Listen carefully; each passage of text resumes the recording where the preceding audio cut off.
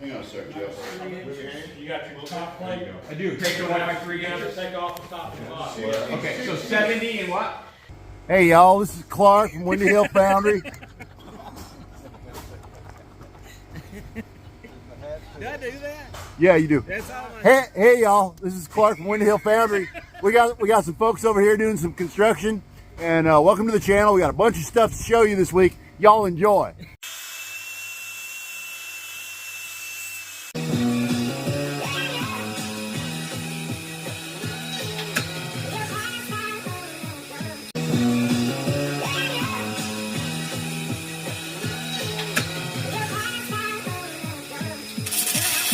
There's a 60 foot of rail we put in. This is 1,000-pound conveyor track. And we made him a little carrier down at the end. I think Ben's just gonna stand down there and Ben's gonna roll it down to us. Yeah. Send it. It's coming at us. I got it.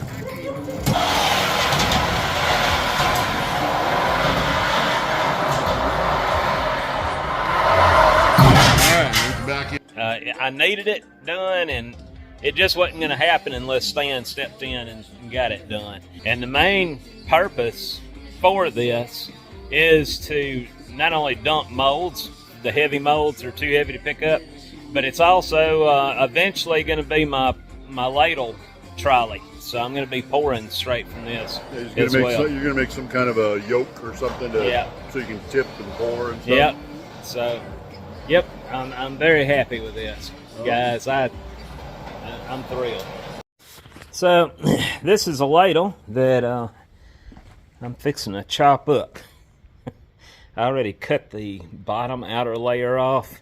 If you're wondering, this thing has got two different layers, an inner tub and an outer tub. So I started cutting all the way through this, and then I realized, you know what? Save that. We'll weld that back up. Nothing is holding this in place that I can tell.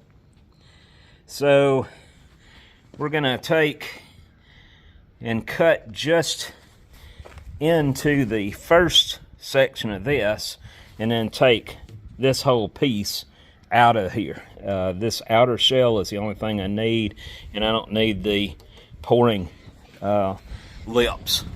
This is going to be a reverberating furnace, and this is going to be the head up here, and down there is going to be the cookie pan.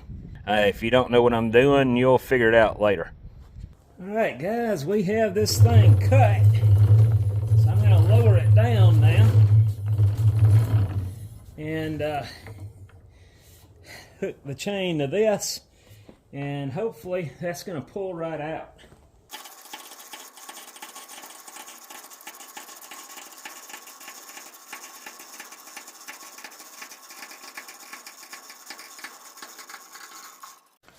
Well, I got this the way I want it. As I said earlier, this is going to be a reverberating furnace, and the bottom of it's going to be like a cupola. This will only be used once a week, and the capacity of this is going to be 406 pounds of iron. I'm going to go in. The gearbox is making a little noise. The hand wheel, I got to straighten that. It's bent. But, you know, that's minor issues that I can definitely fix pretty quick.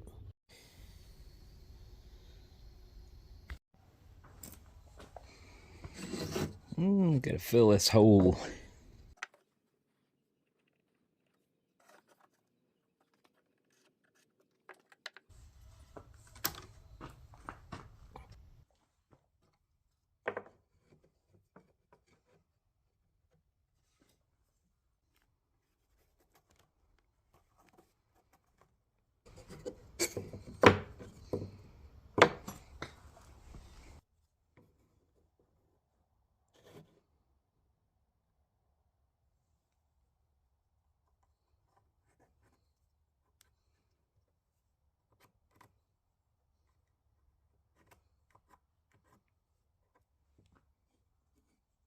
I wanted to show you where we're at on the reverberating tilt furnace that's under construction. And before I say any more, I want to thank my buddy Eddie Wilson and his wife Kelly for coming out today and bringing me these clamps as well.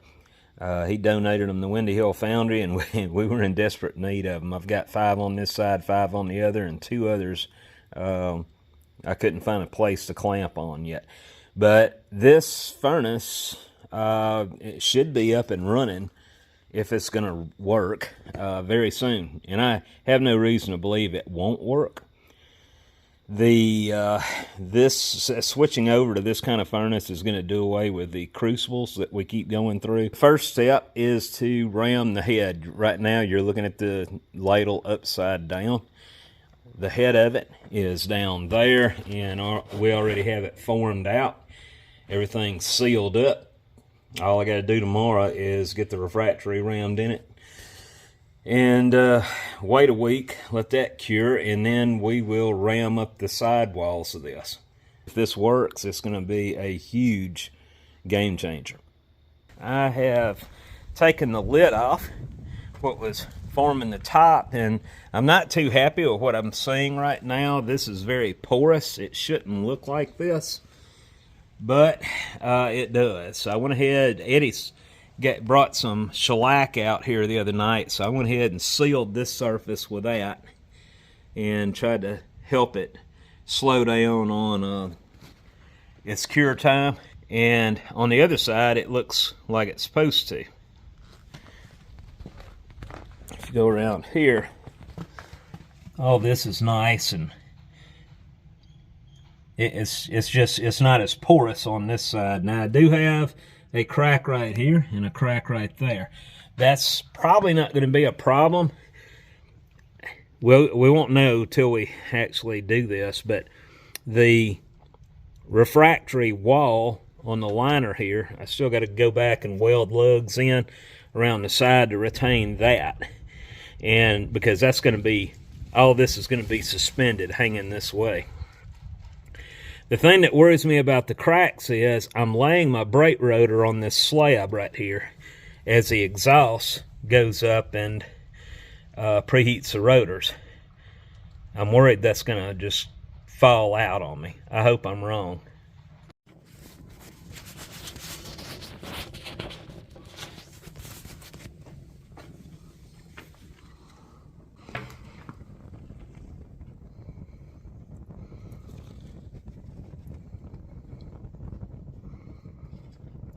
That form burned out of there and see how we look.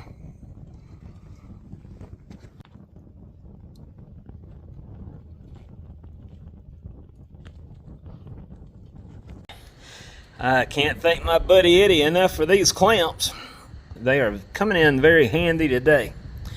This is not the final diameter. It's still got to squeeze down some more, but I'm just trying to take the stresses out of it and get it to kind of hold a memory to that radius before we go any smaller with it. It may not look like it, but yesterday my buddy Eddie and I took this grinder, which was sitting here, and we put it here. And the phase converter that was sitting here, we put up here and started tearing it down just to verify whether the thing was shot or not. Turns out everything looks good. There's no arcs on the inside of the winding that we can see. So hopefully the only thing I have to do is put new bearings in it, replace a capacitor along with a contact switch, and we'll be back in business. We got to get that phase converter going because I have several machines around here, including that one, that are 3-phase, and of course this hydraulic power package, which will also be mounted on a tower that we're going to put up, probably straddling the welding machine and go up. And then you'll have the phase converter on the very top of the tower, the hydraulic package down below it on that same tower. The main reason for the tower is to save on floor space. This is something I don't physically have to touch. What I would prefer to do is have a pilot switch on each machine that I can cut that on remotely from whichever machine I'm at. I'll figure that out later as we go. We did all that work yesterday.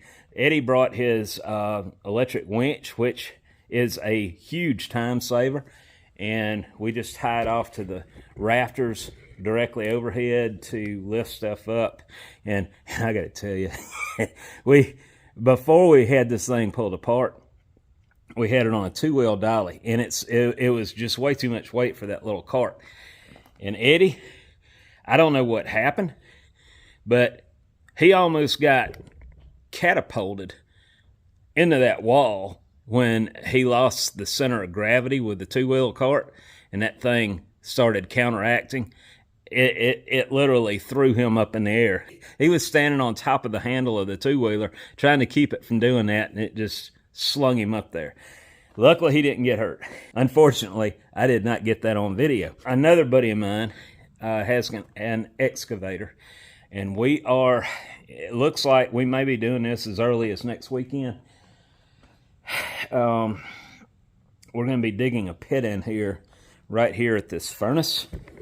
That furnace. The kilns are probably going to be relocated before this is all over with. But anyway, we're going to dig about a 10-foot by 10-foot pit, about 6-8 feet deep.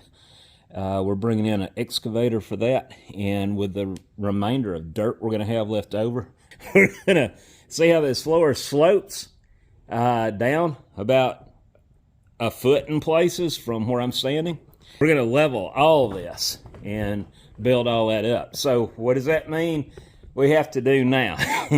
We have to move all this equipment along the wall that I have neatly organized and get it out of the way to spread dirt. We'll hopefully be able to just use the excavator to pick all this stuff up, set it out of there, and then we'll rearrange it once we get the dirt spread.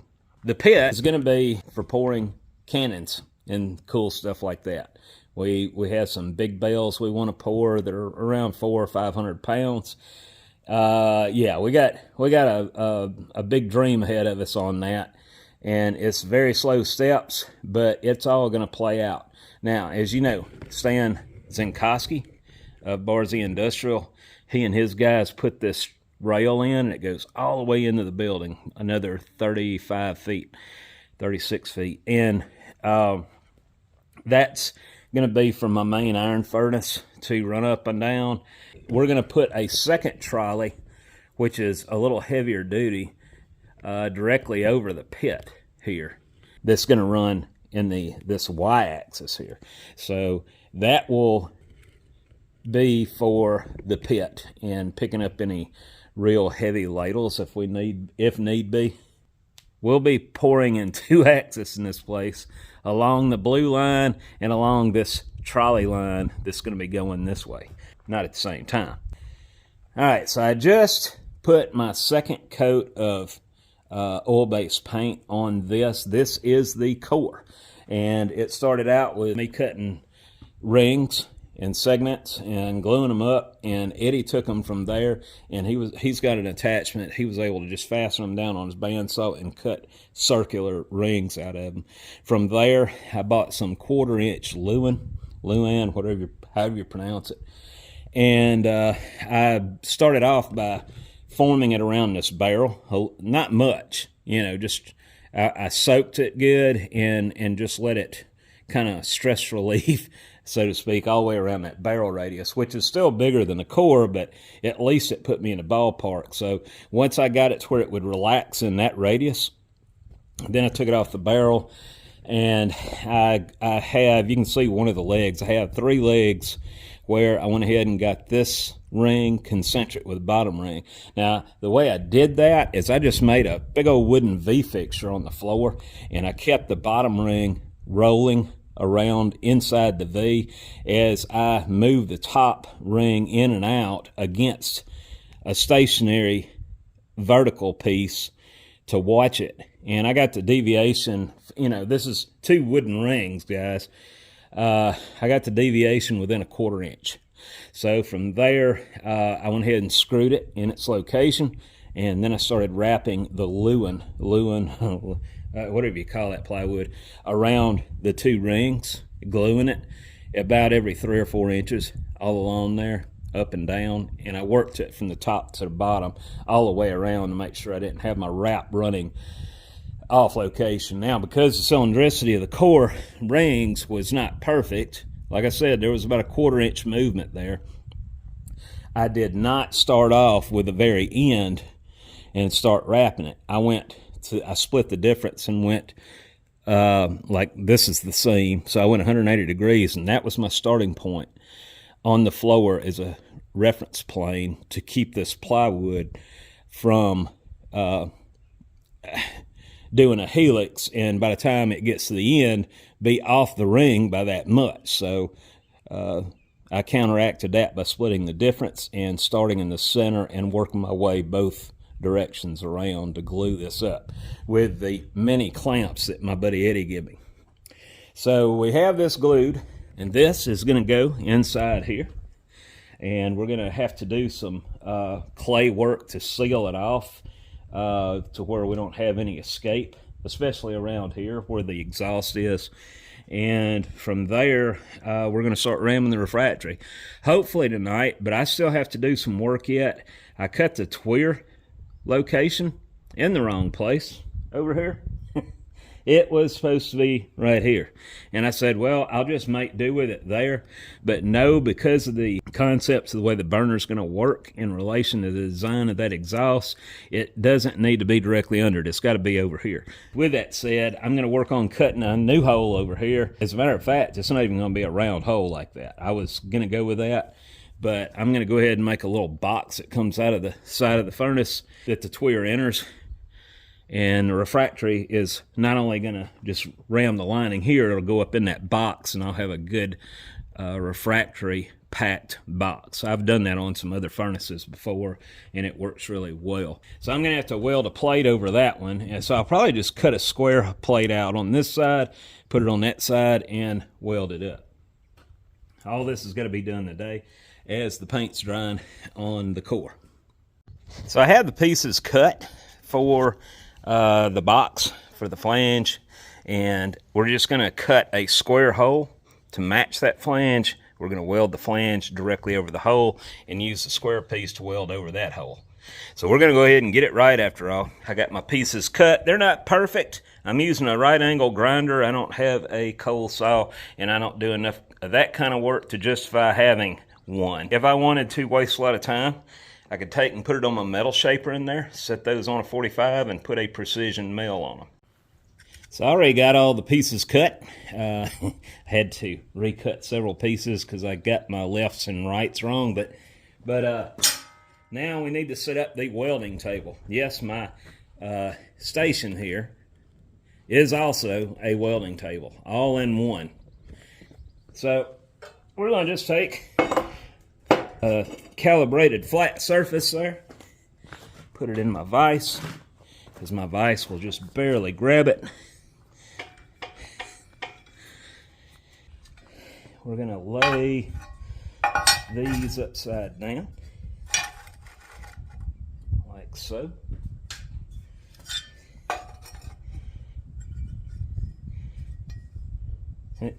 This way.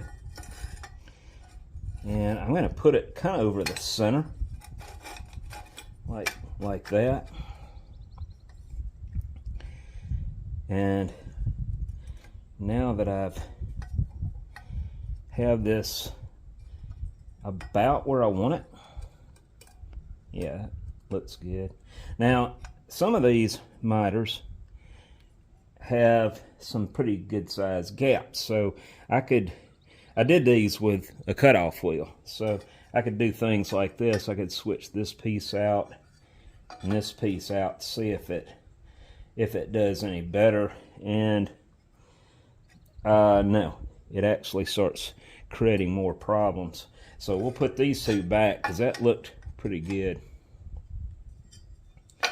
Now, I do not have, oh, that don't look good. Let's go back with this one. Yeah, I like that better.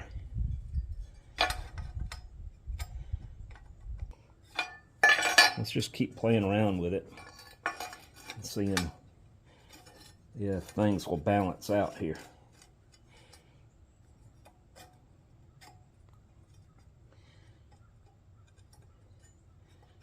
Now that might work.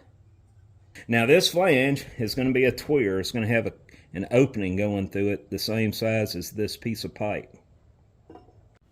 Well, I got lucky.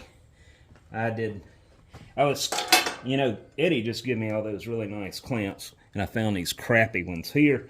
So I'm going to use those, and because the vise is in the way like that, we're going to rotate the rotor 45 degrees.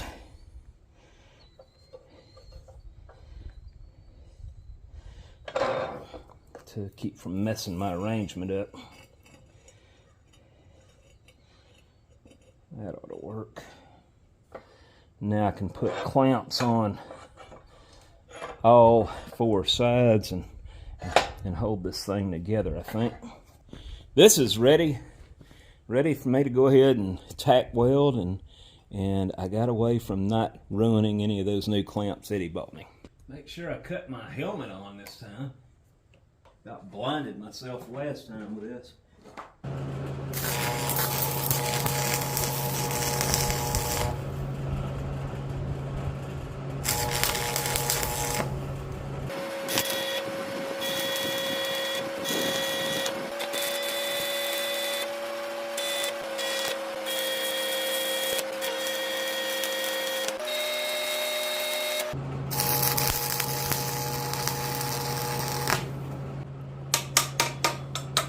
Ain't my prettiest weld, guys, but I told y'all a long time ago I'm not a welder.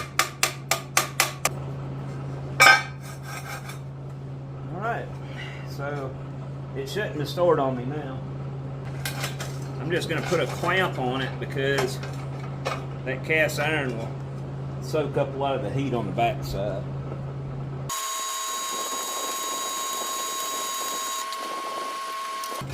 Look at that, you'd think I know what I'm doing.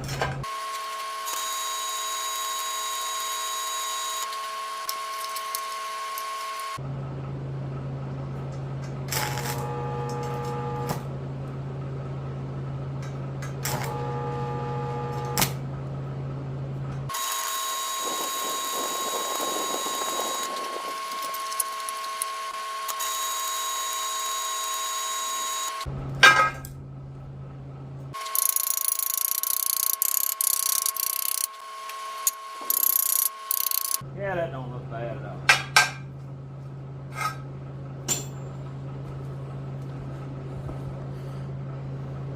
So now, I'm going to take my welding table off.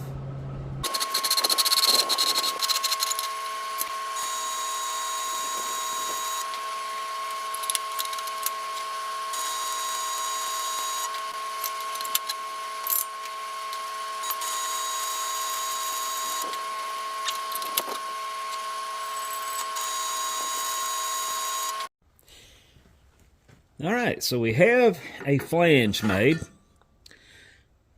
Pretty beefy flange. I'm very anxious to go ahead and get this welded in, but before I do that, I have to put nuts on the back side of these holes. And also, before I weld this in place, I need to lay this down, face down against a piece of plywood and trace out the holes.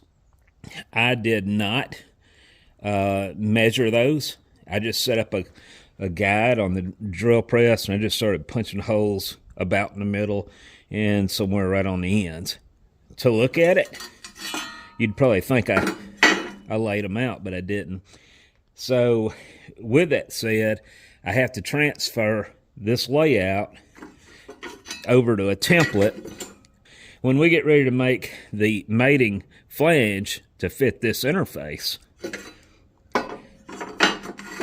I'll be able to drill all the holes in the right location the first time.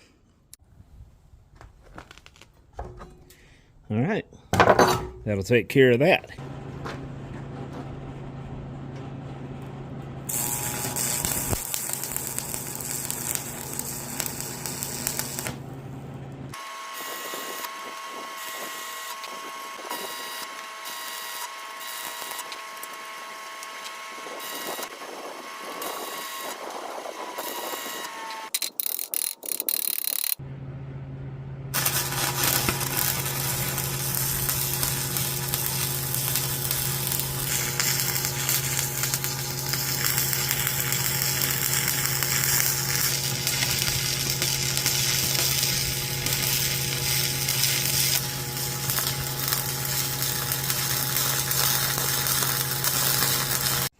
right, so we got our twir flange in place. I don't care about all that weld sticking out there. That is all going to be refractory other than the hole going through there. The core, I went ahead and drew a line in spots to mark the position of it. Because we may have a roundness issue, I did put a timing mark there in relation to this. So I'm fixing to pull this out and ram up a bed of green sand down there and pack that exhaust with it. Like I said, I drew the lines. Let me pull this out. All right, so you can see it a little better now. I went ahead and drew the intersect lines where they're gonna run into this opening. And so I'm gonna ram green sand all the way down in there and pack it good. And then I'll set the can back over in here, and that will avoid filling in with refractory when I get ready to ram everything up. I got to do one thing though. Over here where the twir is, I have to go ahead and make a flange to bolt up to this, along with support this size pipe in there up against it. It doesn't have to be buttered up all the way to the core. I can chisel the last ½ inch out, and that's not going to be a problem.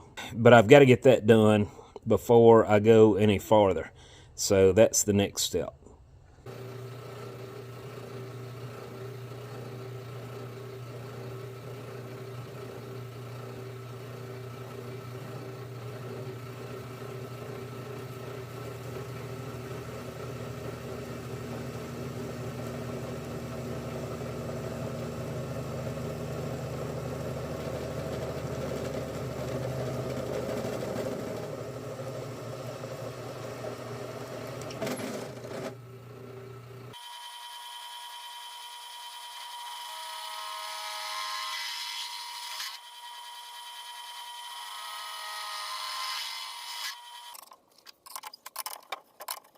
I don't want to hold it.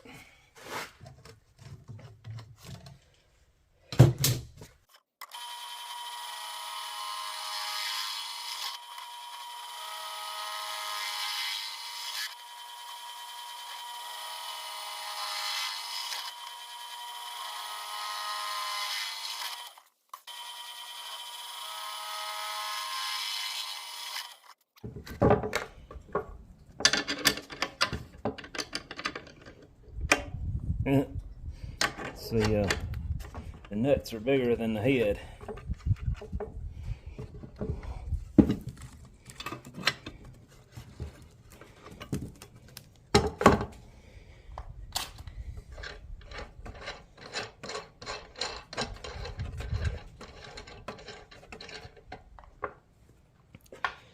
Got to keep my orientation right too.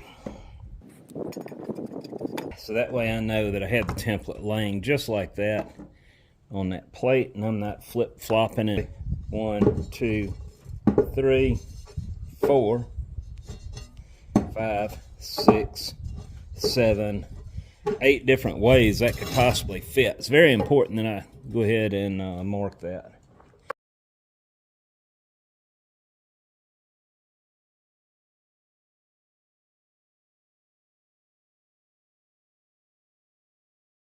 For those who have been asking about the Windy Hill Foundry hats, these are now available on my website, windyhillfoundry.com, under stores, or you can click on the above link.